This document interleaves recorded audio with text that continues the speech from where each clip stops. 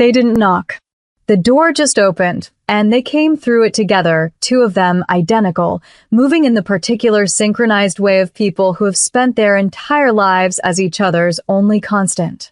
They stopped just inside the entrance and stood there, small and very still, the way things stand still when they have been moving for a long time and have finally decided that here is far enough. Nadine Z looked up from the counter. She had been in Seoul long enough to stop being startled by most things. A work visa that took 8 months and cost her a relationship. A city that did not pause for anyone's homesickness.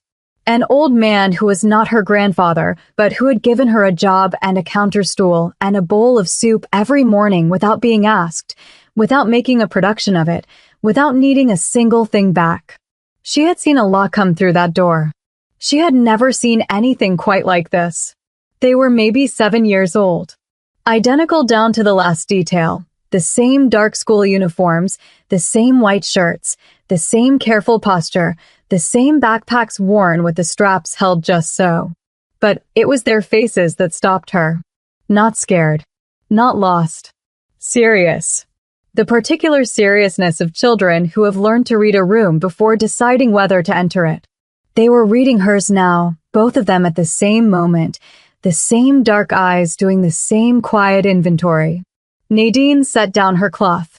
She pulled out 2 counter stools, side by side, and tilted her head toward them. No question, no interrogation, no performance of concern. Just the gesture. Come here. Sit down. They crossed the room together. The older-seeming one, she would learn his name was Minjun, sat first, setting his backpack beside him with a precision that felt long practiced. His brother Minjae followed, settled himself, and then, very quietly, his knee began to bounce beneath the counter. Nadine noted it and said nothing. She filled 2 glasses of water. Set them both down. Said in Korean, "You hungry?" Minjun looked at her, that same careful assessment, and then nodded once. Minjae watched his brother nod and did the same, a half beat behind, the way a shadow catches up. She got that response sometimes when she spoke Korean, the slight recalibration behind someone's eyes, the expression that said you are not what I expected. She had been taking it as a compliment long enough that it had stopped feeling like anything else. She ladled 2 bowls of doenjang jjigae from the pot, her daily special, her mother's recipe rebuilt from memory in a Seoul kitchen with whatever the market had offered that morning, faithful in spirit, if not always an ingredient. She set them down with 2 small plates of banchan alongside and went back to wiping the counter like the boys had been coming here for years. No fuss. No ceremony. Just food. Minjun looked at the bowl, then at her. Then he picked up his spoon and ate. Minjae watched his brother pick up the spoon and did the same. In the far corner, old Harabiaji, 76 years old, owner of this small diner, the closest thing to family Nadine had on this side of the world, stirred from his afternoon nap with the slow precision of a man who woke from naps the way other people woke from surgeries. He opened one eye, spotted the twins, considered them for a moment, the way he considered most things, without rushing the consideration. Then he shuffled over in his slippers and placed a plate of sweet rice cakes on the counter between the 2 bowls, equidistant, without a word. Shuffled back. Sat down. Closed his eye. Minjae watched Harabiaji's retreating back. Something in him changed, not dramatically, not in a way you could point to exactly. His knee stopped bouncing. His grip on the spoon loosened. The particular tightness that 7-year-olds are not supposed to carry, the held-breath quality of a child who has learned that safety is not a thing you assume, just eased. Slightly. Enough. Minjun felt it. She saw him feel it. His shoulders dropped a fraction. In this small, warm room that smelled like fermented soybean and rain and whatever was simmering low on the back burner, something had been decided. Neither boy could have said what. They just knew the way you know certain things in the body, before the mind catches up. They settled into easy quiet. The rain on the windows. Harabiaji's soft breathing from the corner. The low, steady sound of the pot. Nadine found herself reaching for the wooden spoon, her mother's, hand-carved, carried from Douala to Seoul in a bag she had almost checked because of the weight, and holding it up. This, she said in Korean, is for stirring something slowly. Low heat. You give it time, the flavor builds. You rush it, it burns. Minjun looked at the spoon with great seriousness. Then at her. Slowly, he repeated in careful, studied English. Like it was a word worth keeping. Exactly, she said. The corner of his mouth moved. Not a smile. Close enough that she filed it away like something she'd want later. She noticed things. The uniform crest, small and embroidered, the kind of expensive that doesn't announce itself. His shoes, polished to a finish that belonged in a different neighborhood. Minji's watch, understated, real, the kind of thing that cost more than her monthly rent and was worn without awareness on the wrist of a 7-year-old. These boys were not from this street. She said nothing about any of it. Just refilled their water. They had eaten most of their soup, Minjun methodically, Minjae in enthusiastic and slightly chaotic fashion, when Minjun's eyes moved to the window. And stopped. Nadine followed his gaze. 3 black cars had pulled up outside. Identical, expensive, the kind of vehicles that announced themselves through their silence rather than their sound. The kind that did not belong on the street and knew it and didn't care. Minjun's spoon went still in his bowl. His hands found the straps of his backpack and held them, both fists, the way he'd held them when he first walked through the door. Whatever had loosened in him over the last 40 minutes went very quiet again, the specific quiet of a child who has known a moment was coming and had been hoping, quietly, that it wouldn't arrive yet. Beside him, Minjae stopped eating, looked at his brother, read something in his brother's face, and set down his spoon. The door opened, and Nadine's entire understanding of the afternoon rearranged itself completely and permanently. If this already has you, stay with it. We are just getting started. The man who came through the door was not loud. He didn't need to be. He was tall and lean, long black hair falling loose around a face that was angular and absolutely still, the kind of stillness that does not come from calm, but from years of deciding that showing nothing is safer than showing anything. His collar was open enough to reveal the edge of tattoos climbing his neck. His suit was black and perfectly fitted and probably cost more than Nadine made in 2 months. He moved like a man who had not been surprised by anything in a very long time and did not expect to start today. 3 men came in behind him without being told. They positioned themselves door, window, back wall, with the automatic precision of people who had done this so many times it had stopped requiring thought. The temperature in the room dropped. Mr. Kwan, who had occupied the same window table every weekday for 9 years, who had outlasted 2 landlords and 1 difficult divorce and never once left his rice unfinished, folded his newspaper, placed it on the table, and went entirely still. Harabiaji opened both eyes. Nadine did not move. She stood behind the counter with one hand still resting on the pot and watched this man fill the doorway of her small, worn diner like he had stepped in from an entirely different world. Because he had. His eyes swept the room once, twice, quick, precise, the sweep of a camera that misses nothing. Then they found the twins at the counter. For 1 fraction of a second, 1 single beat that Nadine almost missed because she was watching for the wrong thing. Something moved across his face that had nothing to do with power or control or whatever it was that made an entire room forget to breathe when he entered it. Relief. There and gone before she could be sure she'd seen it. He crossed the room. Every step deliberate. He crouched down to the boys' level, to both of them, turning slightly between them, and his voice when he spoke was low and quiet and meant only for them. His hands moved briefly over each of them. Checking. Confirming. The hands of a man who has been afraid in one particular way for a long time and is verifying, once again, that the thing he feared has not come to pass. Both boys answered him.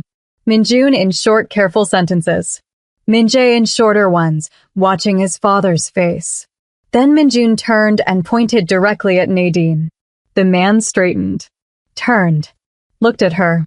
Nadine looked back. She did not know who this man was. She had no context for the cars outside or the three men currently occupying her walls or the fact that Mr. Kwan appeared to be attempting to become structurally part of his chair. She had only instinct, and every instinct she had was firing all at once. She held his gaze anyway. She was from Cameroon, and she had been raised by a woman who did not look away, and she was not going to start now. He reached into his jacket, placed an envelope on the counter between them. It made no sound. It landed with weight. Nadine did not touch it. For a moment, neither of them moved. The diner was so quiet she could hear the rain on the glass, the low simmer of the pot, the sound of her own breathing. Then he took a hand of each boy, rose, turned, and walked out. No explanation. No introduction. No acknowledgement that she was a person who deserved either. The three men followed. The door closed. The black cars pulled away from the curb like they had never been there at all. The silence that remained was enormous. Mr. Kwan picked up his newspaper with hands that were not entirely steady. Harabiaji had not moved from his chair, but his eyes were on Nadine with an expression she had never seen him wear before. Something careful. Something that sat very close to worry. Nadine stared at the envelope. Then the door. Then Harabiaji. He let the silence sit the way he always did, like silence was a language he had been fluent in for a very long time, and there was no point rushing someone who was still learning it. Then, quietly, that was Kong Tae-hyun. The name meant nothing to her. She told him so. Harabiaji looked at her steadily. Everyone in Seoul knows that name, Nadine. Something in the way he said it, not dramatically, not with any theater, just flat and factual, the way you say the weather is cold or the river is high, made something in her chest ring like a struck bell. She picked up the envelope, opened it. The number inside made her set it back down. Pick it up again. Set it down. Who is he? She asked. Harabiaji was quiet for a moment. He picked up his tea. He looked at the two empty counter stools, the two small plates of half-eaten banchan, the two water glasses with the rim marks where small mouths had pressed. The kind of man, he said slowly, whose sons you do not want to be the last person who fed. If you're already feeling this story, hit that subscribe button right now because we are just getting started. The diner stayed perfectly still long after the black cars disappeared into the rainy street. Harabiaji's warning hung in the air, cold and heavy. Nadine looked down at the envelope Kong Tae-hyun had left on the counter. It was thick. She reached out and picked it up. It felt too heavy for just a meal. Slowly, she set it back down. A few minutes later, she picked it up again, just to move it safely beside the cash register. The rest of her shift felt like a dream. The rain never stopped, washing down the windows while Nadine wiped the same spotless counter over and over. That night, Nadine sat alone in her small apartment. The envelope rested on her kitchen table, still unopened. Outside, the city was loud and bright, but inside her room, it was completely quiet. She pulled her laptop toward her and opened it. The glow of the screen lit up her face. Her fingers hovered over the keyboard. Then she typed the name, Kong Tae-hyun. She pressed enter. The search results flooded the screen. She read the first few lines, snapped the laptop shut, and sat in the dark for a long moment. She took a deep breath. Then she opened it again. The news articles used careful words, but the truth was clear. The Kang Syndicate. 3 generations of deep, untouchable money and power. The stories painted a picture of a son who took over the family business at 31. In just 7 short years, he had made himself more feared than his father had been in 25. He was a man who moved quietly but ruled absolutely. And at the bottom of a smaller article, she found the detail that made her chest ache. He was a widower. He had twin sons. Nadine closed the laptop. She didn't turn on the lights. Instead, she thought about Minjun holding his spoon so carefully, and Min-jae finally relaxing his bouncing knee in the warmth of her diner. She sat alone in the dark room, wrapped in the specific silence of a woman who had already made up her mind and was simply waiting for herself to catch up with it. 3 days went by. The diner smelled like hot broth and rain, just as it always did, but Nadine kept catching herself looking at the 2 empty counter stools. She noticed the small, matching scuff marks on the metal footrests where 2 pairs of shiny shoes had rested. The quiet in the diner felt heavier now. She called her cousin Beatrice back home in Yaoundé. Beatrice picked up on the first ring. "What happened?" she asked, hearing the heavy pause in Nadine's voice before she could even finish her first sentence. Nadine couldn't find the right words to explain it. That evening, just as Nadine flipped the sign on the door to closed, a man walked in. He wore a perfect gray suit. He had a pleasant, easy smile, the kind that belonged to a man who never needed to raise his voice to get exactly what he wanted. He set a thick folder on the counter. "Mr. Kong would like to make you an offer," he said softly. He listed the details smoothly. She would move into the Kang family estate. She would be a live-in companion and tutor for the twins. She would receive free room and board and a very generous salary. Then he added one last detail, stating it as simply as if he were talking about the weather. "And protection. For you and for anyone you care about." That last word landed differently than the rest. It felt like a warning and a promise all at once. Nadine crossed her arms. "I'm not a nanny." The corner of the man's mouth twitched into a tiny smile. "Mr. Kong is aware of that. He is not looking for a nanny. He is looking for whatever it is you are." Nadine stared at the cream-colored folder. "I'll think about it." After the man left, she sat with Harabiaji over cups of hot tea. The folder sat on the counter between them. The old man looked at the folder, then at her, and finally took a slow sip from his cup. "You already know what you are going to do," he said quietly. Nadine looked at the 2 empty stools. That night, she called Beatrice again and told her she was taking the job. Beatrice was quiet for a long moment before she said 4 things. "Are you serious? Be careful. Call me every single day." Then she took a deep breath. "And Nadine, don't disappear into someone else's world." Nadine almost promised. But as she looked out her window at the dark city, she was not entirely sure she could. She packed one practical bag. Inside went her mother's recipe notebook, its corner water-stained from an old kitchen mistake she never talked about. Next went a small, hand-carved wooden spoon. It had belonged to her grandmother, then her mother, and had survived 3 countries and 1 terrible airline. Leaving it behind was simply not an option. At the diner, Harabiaji handed her a wrapped container of warm stew for the road without being asked. When she hugged him goodbye, he held on a second longer than usual. "Sunday lunch," he told her softly. "Every Sunday." Nadine climbed into the waiting black car. She watched the diner get smaller and smaller in the rear window until it vanished completely. When they arrived, the Kang estate did not look like danger. It sat beside the wide, gray, slow-moving Han River. The house was built with clean lines and tall glass windows, surrounded by a beautiful garden that someone had cared for with real love. But the high stone walls, the hidden cameras, and the guards pretending to look relaxed told another story. The person who built this place understood the difference between a home and a fortress and had tried to make it both. Inside, a head housekeeper named Mrs. Yoon met her. She stood with a perfectly straight back, handing out strict rules with a blank, neutral face. Nadine decided the older woman was still making up her mind about her. Nadine had been in her pristine new room for exactly 11 minutes when she sensed a quiet presence outside her door. She opened it. Minjun and Min-jae stood side by side in the hallway. They had their backpacks on and their hands resting flat against their sides. Min-jae was watching his brother closely, waiting to follow his lead.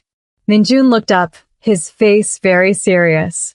"Are you ready to start?" he asked in slow, perfectly practiced English. Nadine tilted her head. "Did you practice that?" A tiny pause. Yes, Minjun said. Both of us. Nadine laughed. It was a big, loud, real laugh that bounced off the clean white walls and had absolutely no business being in such a serious hallway. The twins jumped in perfect unison. Then, the corner of Minjun's mouth curved up. Seeing this, Minjae smiled too, but his was wider and brighter, reaching all the way to his dark eyes. Come on then, Nadine said. Both of you. Let's find the kitchen. The kitchen quickly became their entire world. Nadine taught them English through cooking, giving them words like season, fold, rest, and bloom. The twins learned in completely different ways. Minjun was careful. He filed each new word away and used it later in perfect, surprising sentences. Minjae was fearless. He used new words immediately, tossing them into completely wrong sentences with so much confidence that Nadine always knew exactly what he meant.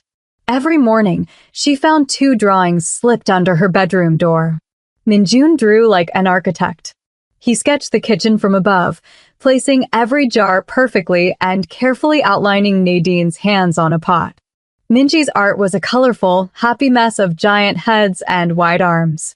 When he pointed to a bright yellow blob and called it soup, Nadine told him it was beautiful. I know, he replied simply. She pinned their pictures to her wall in an alternating pattern until the white paint disappeared and the room finally felt like home. As the days passed, Minjun spoke more freely, discovering that words gave him better tools than silence ever could. Minjae started to sing. It was a soft, tuneless hum under his breath. Nadine heard it for the first time while he was washing vegetables at the sink, unaware she was standing in the doorway. She closed her eyes and tucked the sweet memory away, knowing she would carry it for a very long time. One rainy afternoon, the 3 of them stood at the counter with their elbows touching, working on the same batch of dough. Without looking up from his sticky hands, Minjae spoke into the quiet. Our mom used to let us help in the kitchen. Minjun went completely still beside his brother. Nadine didn't stop moving her hands. She kept kneading the soft dough, keeping her voice light and steady. What did you make? A short pause hung in the air. Then, both boys answered at the exact same time. Juk, said Minjun. Egg rolls, said Minjae. They blinked, turning to look at each other. Suddenly, Minjae laughed. The joyful sound broke out of him like bright sunlight bursting through a cracked window. Beside him, Minjun smiled, and it was the truest, most real smile Nadine had ever seen on his face. She just pressed her hands deeper into the dough and let the magic settle, knowing some moments survive best when you don't point at them. Kang Taehyun began to appear at the kitchen entrance. For times, to be exact, though he never actually stepped inside. The first time, Nadine was alone. She was stirring a pot and talking to herself, the way she always did when she cooked. Low heat, no rushing, she murmured to the simmering broth. You cannot hurry the thing you want to last. When she looked up, he was standing in the doorway. His face held an expression she had never seen before, like a man standing out in the freezing cold, looking through a lit window at a warm fire he had forgotten he was allowed to want. Their eyes met. Without a single word, he turned and walked away. The second time, his presence felt like a sudden shift in the weather. Nadine didn't look up. She was busy refereeing a very serious debate between the twins over whether egg rolls were a main dish or a side dish. You're both right and you're both wrong, she told the boys gently. That's what makes it interesting. Minjae accepted this instantly. Minjun thought about it for exactly 4 seconds, then nodded in agreement. When Nadine finally glanced at the doorway, it was empty, though the air still felt heavy with the fact that he had been there. The third time, Minjae spotted his father before she did. The little boy froze for 1 sharp second. Then he turned back to the counter, his face suddenly completely blank and far too composed for a 7-year-old. The fourth time, Nadine was leaning against the counter, talking on the phone with Beatrice. She was laughing a loud, real, unguarded sound. When she turned and found Taehyun watching her, the laugh didn't cut off in panic. It just finished naturally, fading out like the end of a good song. He stared at the stove. "What is that?" "My mother's recipe," she said. "Pepper soup. Adapted for Seoul. You want some?" The casual question surprised him. His dark eyes widened for just a fraction of a second before his cold mask slipped back into place. "No," he said, and walked away. Over the phone, Beatrice's voice crackled. "Was that him?" "Don't," Nadine warned. "I'm not saying anything," Beatrice replied softly. "I'm just saying that you laugh like that." Nadine said nothing, and they both knew exactly what that silence meant. Nadine woke up at 2 in the morning. The house was perfectly still, but it was a different kind of quiet. It was the specific kind of silence that meant something in the house had changed. She slipped out of bed and opened her door. Both twins were sitting on the floor in the hallway directly across from her room. Their backs were flat against the wall, and their knees were pulled tightly to their chests. Their shoulders were exactly touching. They weren't just sitting close to each other. They were pressed together, like two children who knew that when everything else in the world was scary, having each other was the only safe thing left. Their eyes were wide open and dry. Their faces were completely blank, caught in that frozen space where someone wakes up from a terrible nightmare and just waits for their heart to trust that they are safe. Nadine didn't ask what they had dreamed about. She didn't ask if they were okay. She simply crossed the hall and sat down on the floor right between them. Leaning her back against the wall, she started to hum. It was her mother's song, a soft, steady tune without a name. It was the kind of song meant for a dark kitchen in the middle of the night, when someone small just needed something real to hold on to. She felt Min-jae move first. He leaned his weight against her arm very slowly, testing her warmth, like stepping on thin ice to see if it would hold. A moment later, Min-jun shifted. He was slower and much more careful, measuring the distance before finally resting his head against her other side. Nadine stayed exactly where she was. She didn't make a big deal out of it. She just kept humming in the dark. That was how Kang Tae-hyun found them. He had walked down the hall because he knew about these nightmares. He expected to find what he always found, his son sitting alone against the wall, trapped in a cold hallway full of sadness he didn't know how to fix. Instead, he stopped at the end of the corridor and saw both boys fast asleep against Nadine's arms. For the first time, their little hands rested loosely in their laps.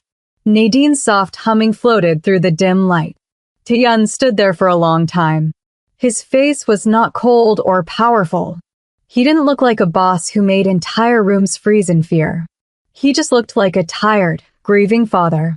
He watched this woman give his sons the exact comfort he didn't know how to give them. It hurt, but not in an angry way. It was a quiet, heavy feeling that lived right between thankfulness and deep sadness, a feeling with no real name. Without making a sound, he turned around and walked back to his room. He did not sleep for a very long time. The feel of the house changed. Nadine noticed the shift before she could even name it. There were more guards at the gates. Conversations in the hallways stopped a second too quickly when she walked by. Mr. Shin, the representative, moved through the house with a sharp new focus, though his pleasant smile never changed. Nadine watched him carefully, remembering her grandmother's warning, "No one is that perfect, baby." That much control always hides a secret. Kang Tae-hyun disappeared for a day and a half. Nadine worked hard to keep the twins' world feeling warm and perfectly normal. They had kitchen lessons and English practice. Under the watchful eyes of security guards, they played in the garden, where Min-jae spent 20 minutes explaining his newest drawing to her with absolute seriousness. Later that afternoon, Nadine was walking down the quiet east corridor. Min-jun had slipped away from their lesson early, and she was looking for him. As she passed the closed door of the private study, she heard voices. Low, tight, and serious. She froze. "The Jaesung network is moving faster," she heard Tae-hyun say. His voice was flat and hard. Suyin's accident was not an accident. Someone in this house gave them her route. Then came Mr. Shin's voice, terribly calm. "We are close to confirming who." Nadine stopped breathing. She took one slow step backward, then another, heel to toe. On her third step, her elbow clipped the decorative vase sitting on the hallway shelf. Time slowed down. The vase tipped over the edge. Nadine reached out with both hands and caught it just a half second before it smashed against the floor. But the soft thud of the heavy ceramic against her palms was just loud enough. The voices inside stopped completely. The door opened and Taehyun stepped out. He found her standing there, holding the heavy vase in both hands, her face frozen in panic. "Miss Nzi." His voice was perfectly smooth. "I was looking for Minjun," she said. She didn't know how she kept her voice steady. "Minjun is in the library," he replied. A heavy silence hung between them. He knew what she had heard. Mr. Shin was standing just inside the room, listening. "Go find him." She held his dark gaze for 2 long seconds. And Miss Nzi, his eyes dropped to her hands. "Put that down before you break it." She placed the vase back on the shelf. She turned and walked away, forcing herself not to run. Once she was safely around the corner, she pressed her back against the cool wall and closed her eyes. She let out a long breath, like she had been trapped underwater, and finally reached the surface. She stared at her shaking hands, took a deep breath to make them stop, and went to find the twins. For 2 days, a wrong kind of silence settled over Nadine's life. A bedroom door she knew she had closed was left wide open. Her phone moved a few inches on her nightstand while she slept. A window latch she always locked was found completely undone in the morning. She said nothing to anyone, but her grandmother had taught her to keep eyes in the back of her head. She paid sharp attention. Then came the morning she reached for the kitchen utensil jar. The small wooden spoon, her mother's, and her grandmother's before that, the one thing she would never leave behind, was not where she had put it. Tucked neatly inside the carved bowl was a tiny, folded piece of paper. Nadine opened it. Smart women know when they've seen too much. "You seem smart." She read it twice. Real fear hit her, cold and complete. But right behind the fear came a deep, clean anger. She was raised in a kitchen in Douala by a strong woman who set her jaw and kept moving when life got hard. Nobody touched her mother's spoon. She got dressed, marched across the estate, and knocked just once on Taehyun's study door. She opened it before he could answer. Taehyun looked up. Whatever he was about to say died the second he saw her face. Nadine walked straight to his desk, set the wooden spoon down, and placed the open note right beside it. "Someone put that inside my mother's spoon," she said, her voice completely steady. "Where else was I going to bring it?" Taehyun read the note. His usual frozen calm suddenly shifted into something else, a dangerous, electric stillness, like a storm trapped inside a room. He looked up at her. "Sit down, Miss Nzi." She sat. And for the first time, Kang Taehyun truly talked to her. There were no walls, no professional distance. He explained how his suspicions had been building for months. Her note was the final piece of the puzzle he needed. He admitted he had been watching her closely since the diner, making sure she was safe. She had never been as alone in this house as she felt. Nadine looked at him. "Did you know what you were asking me to walk into?" A long pause stretched between them. "I knew what I hoped you were," he said softly. "I did not know what you would have to face." It wasn't an apology, but it felt more honest than one. She nodded. "Mr. Shin?" Taehyun held her gaze. "Will be handled tonight." Nadine understood. Some things in this world happened just like the weather. You didn't need to know exactly how the storm worked to know it had finally passed. By nightfall, Mr. Shin was gone. A quiet relief settled over the estate, and even the guards seemed to breathe easier. In the hallway, Mrs. Yun passed Nadine with a new look, not quite a smile, but a clear nod of respect. That evening, all 4 of them sat at the dinner table, and no one rushed to leave. Taehyun sat without his usual heavy armor, looking like a man who had finally set a heavyweight down. Minjun gave a very serious review of the soup, pausing to tell his brother to rest, using the exact tone Nadine used in the kitchen. Min-jae immediately yelled, "Bloom," for no reason at all. He started to laugh, which made Min-jun laugh. Soon, both boys were giggling loudly, filling the room with the joyful noise of children who finally remembered they were allowed to take up space. Taehyun watched them, and a real, warm smile crossed his face. He looked up at Nadine. She looked back. Neither said a word, but they both knew. Late that night, they sat in the quiet kitchen with 2 mugs of tea. The Darkhan River sparkled outside the glass. He asked about her mother. Nadine told him about her kitchen in Douala, the rich smell of Sunday meals, and the wooden spoon that had survived 3 moves. She explained how cooking a loved one's recipe was a special kind of grief, because food remembers even when you can't. He listened closely, giving her his full attention. Then, she asked about Suyeon. He shared small, true things, how his wife used to hum, how Min-jun had her quietness and Min-jae had her laugh. "This house has held its breath for 18 months, he said softly. "They hummed in the kitchen last week," Nadine told him. "Both of them." "I know," he replied. "I heard." A comfortable silence wrapped around them. Then his phone rang. The dangerous world outside was still circling. He stood up, walked to the door, and looked back. "Stay inside tonight." Their eyes locked, holding the weight of every shared look and quiet midnight talk. "I know," she said. After he left, Nadine sat alone. She remembered her cousin's warning not to lose herself in someone else's world. But she wasn't disappearing, she had arrived. Her mother always said the best things needed low heat and patience. Nadine smiled. She was choosing to stay. Finally, she was home.